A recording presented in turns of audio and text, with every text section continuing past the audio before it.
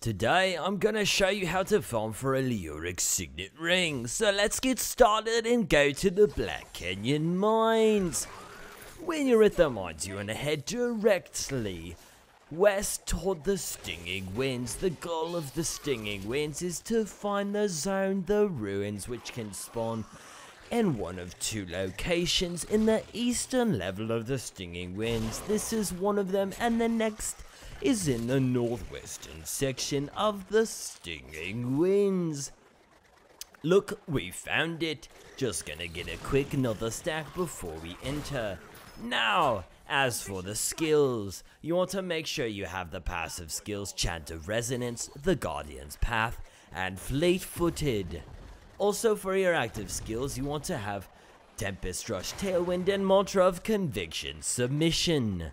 As far as your gear goes, you want to have at least 50k DPS, and you want to make sure your attacks per second times 10 is greater than your spirit regeneration. Mine is 0.98 versus 10.29.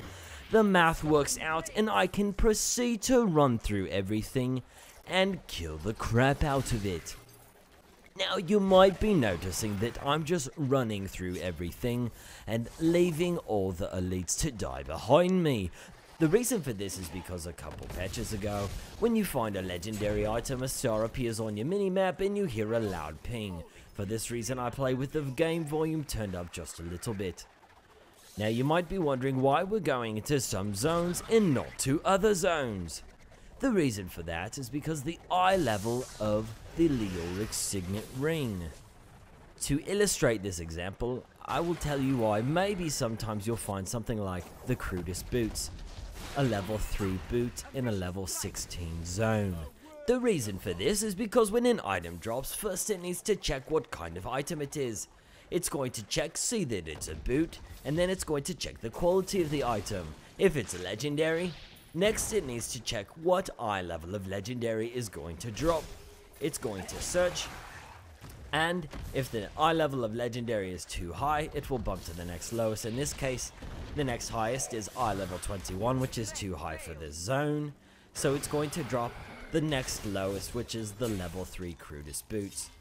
After the ruins, you want to go to the sewers of CALDEUM and explore this as quickly as possible. Sometimes it's a little mazy and you don't have to explore all of it, just as much as you can, and kill at least one elite pack.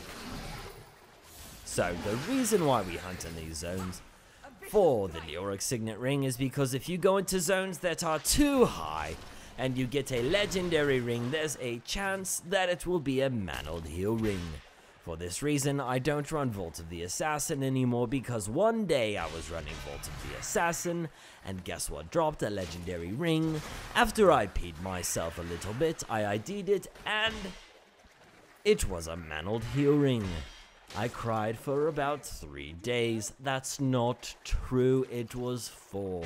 So, after you do the sewers of CALDEUM, go to the ruined cistern and path to the oasis. Same rules as the sewers of CALDEUM, just run through it as fast as possible and try to get legendary items.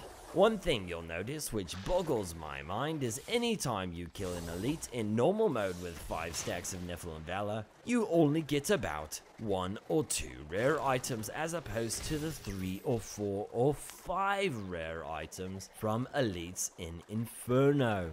I don't know why this is, but it is. Continue to run around the Dulgar Oasis, entering into every sub-dungeon there is. You want to go into the Flooded Caves, the Ancient Caves, the Mysterious Cave, any of the tombs, and the ruins. Continue to run around until you find those places and explore them, killing everything in your path. You might be asking yourself, why would I want to farm for a Leoric Signet ring?